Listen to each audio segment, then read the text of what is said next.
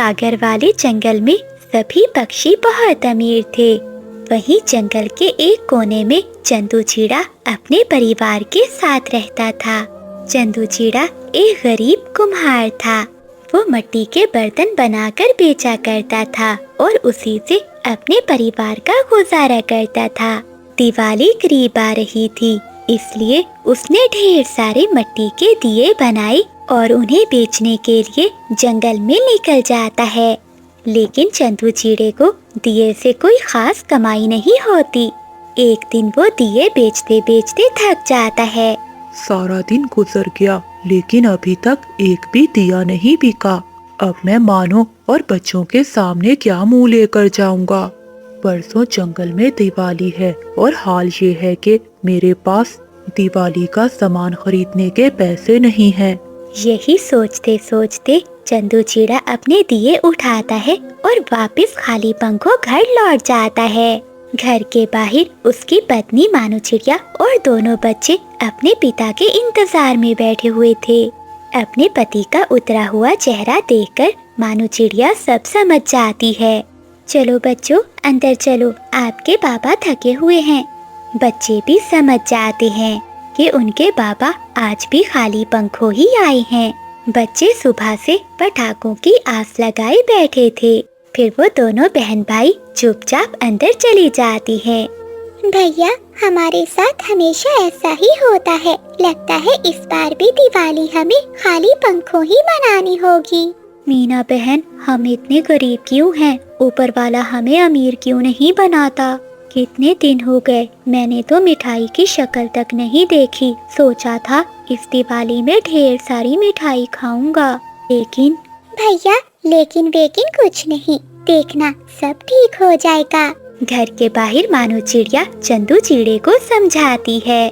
दिल छोटा मत कीजिए, दिवाली अभी परसों है, कल का दिन पूरा बाकी है। अगर ऊपर वाले ने चाहा तो हमारी दिवाली भी सभी पक्षियों की तरह अच्छी ही होगी। हाँ मानो, अब तो बस ऊपर वाले का ही आसरा है। मानो चिड़िया की बातें सुनकर चंदू चिड़े को तसल्ली होती है। अगले दिन मानो चिड़िया चंदू चिड़े के साथ दिए बेचने जंगल में जाती है, लेकिन आज भी उनकी इतनी कमाई नहीं होती। मानो, ये थोड़े से ही पैसे हैं, इनसे भला क्या मिलेगा। बच्चे घर पर मेरा इंतजार कर रहे होंगे, वो पटाखे और मिठाइयाँ मांग रहे थे। मानो चिड़िया भी चंदू चिड़े की बात सुनकर उदास हो जाती है। फिर वो अपने घर चले जाते हैं। रात हो जाती है। मानो चिड़िया अपने बच्चों के साथ सो जाती है, लेकिन चंदू चिड़े को नींद नहीं आती। ए ऊपर वाले, मेरे बच्चे क्या सोच रहे होंगे कि कैसा बाप है उनका। साल में एक बार तो आती है दिवाली, उन पर भी मैं अपने बच्चों को खुशियाँ नहीं दे पाता। जब मेरे बच्चे जंगल के बाकी पक्षियों के बच्चों को देखेंगे तो इनके दिल पर क्या गुजरेगी। नहीं, मैं ऐसा नहीं होने दूंगा। मेरे बच्चे भी पटाखे फोड़ेंगे और जी भरकर मिठाइयाँ खाएंगे। ऐसा सोचते हुए चंदू चिड़ा अपने घर से आधी रात को निकल जाता है। दिवाली की रात है, सभी पक्षी अपने अपने घोंसलों से बाहर होंगे। उनके घोंसले खाली होंगे। आज किसी घोंसले में से चोरी करके मैं अपने बच्चों के लिए खुशियाँ खरीदूंगा। फिर चंदू चिड़ा वहाँ से उड़ जाता है। आगे उसे एक घर दिखाई देता है जो लाइटों से सजा हुआ था। वो उस घर में चला जाता है। वो अभी घर में घुसा ही था कि किसी के गिरने की आवाज आती है।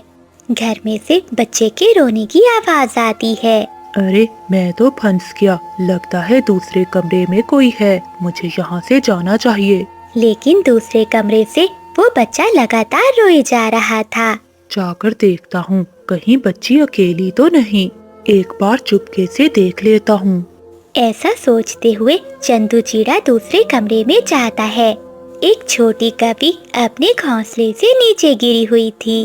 उसके पाँव पर चोट आई हुई थी और उसका एक पंख नहीं था। चंदू चिड़े को उस छोटी कवि पर दया आ जाती है। अरे, इस बच्ची की उम्र तो मेरी मीना बेटी जितनी है। इसके तो पाँव पर बहुत चोट आई है। मुझे इस बच्ची की मदद करनी चाहिए। फिर चंदू चिड़ा वहाँ जाता है और वो बच्ची को उठाकर घोंसले में बिठा देता है। छोटी कपी भी चंदू चिड़े को देखकर चुप कर जाती है। अंकल, आप कौन हैं? मेरे मम्मा पापा तो घर पर नहीं हैं। वो दोनों अपने दोस्तों के साथ बाहर घूमने गए हैं। बेटी, क्या वो तुम्हें अकेला छोड़कर चले गए? हाँ अंकल, वो हमेशा ऐसा ही करते हैं।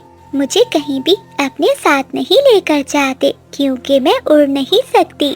छोटी कपी की बात सुनकर चंदू चिड़े का दिल भर आता है। वो ये भूल जाता है कि वो यहाँ चोरी करने आया था।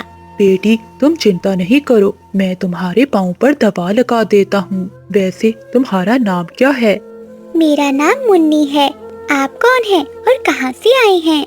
बेटा, बस यही समझ लो कि तुम्हारे मम्मी पापा ने मुझे तुम्हारा ख्याल रखने के लिए भेजा है। ये लो बेटा, मैंने दवा लगा दी है, सुबह तक तुम्हारा पाँव ठीक हो जाएगा। मुन्नी, क्या तुमने भोजन खाया है? नहीं अंकल। फिर चंदू चिड़ा रसोई से मुन्नी के लिए भोजन लाता है। फिर मुन्नी जी भरकर भोजन खाती है। आज वो बहुत खुश थी। फिर चंदू चिड़ा मुन्नी को लेकर घर से बाहर जाते हैं। घर के बाहर मानो चिड़िया उदास बैठी थी और उसके बच्चे दूसरे बच्चों को पटाखे फोड़ते हुए देख रहे थे। तभी अपने बाबा को देखकर बच्चे भागते हुए जाते हैं। इतने सारे पटाखे और मिठाइयाँ देखकर बच्चे बहुत खुश हो जाते हैं। चिड़िया बहन, आज तुम्हारे पति की वजह से ही हमें हमारी बच्ची सही सलामत मिल पाई है। इसलिए मैंने और बादल जी ने सोचा है आज के बाद आप सब भी हमारे साथ ही रहेंगे। ये सुनकर चंदू चिड़ा और उसका परिवार खुशी से झूम उठता है और वो सब मिलकर जंगल के सभी पक्षियों के साथ दिवाली का त्योहार मनाने लगते हैं। एक घना जंगल था, इतना घना कि दोपहर में भी सूरज की किरणें जमीन तक मुश्किल से पहुंच पाती थी। इसी जंगल के एक अंधेरे कोने में एक पुराना सा पेड़ था। उस पेड़ के खोखले तने में एक चुड़ैल कपी रहती थी। वो चुड़ैल कपी तन्हा रहती थी, जिसे जंगल के सभी पक्षी मनहूस चुड़ैल कपी कहते थे। ना उस कपी के पास रंगीन परों की चमक थी और ना कोई दोस्त। बस उसके पास एक छोटा सा मिट्टी का दिया था, जो उसने अपने पंजों से दरिया के किनारे की मिट्टी से लाकर बनाया था। बस अब एक ही दिया उसकी खुशी थी। आज जंगल में रोशनियों का त्योहार था, परिंदों की दिवाली थी। जंगल में हर तरफ जुगनुओं की रोशनी, फूलों की खुशबू और हंसी की आवाजें थीं। मगर वो कपी अपने पेड़ के अंदर अकेली बैठी थी। इसके सामने इसका छोटा सा दिया रखा हुआ था, मगर वो भी जलने से पहले ही बुझ गया था। सबके घोंसले रोशन है और मेरे पास सिर्फ अंधेरा ही अंधेरा है। मुझे नहीं जीना, मैं क्यों जिंदा हूँ? शायद मैं वाकई ही बहुत मनहूस हूँ। ऐसे वो कवि उदास होकर रोने लगती है। उसी समय एक काली बिल्ली कवि के पास आती है। अरे कवि, आज फिर तू अकेली बैठी है। आ चल, जंगल में चलते हैं। पता है, आज जंगल में दिवाली है। जंगल के सभी पक्षी बहुत खुश हैं। चुड़ैल कवि रोते हुए कहती है, नहीं, मेरे लिए वो जगह नहीं है। तुझे याद है ना बिल्ली, पिछली दिवाली पर क्या हुआ था? जब मैं अपने पंखों से बने हुए लड्डू जंगल में बांटने गई थी, तो सबने जहर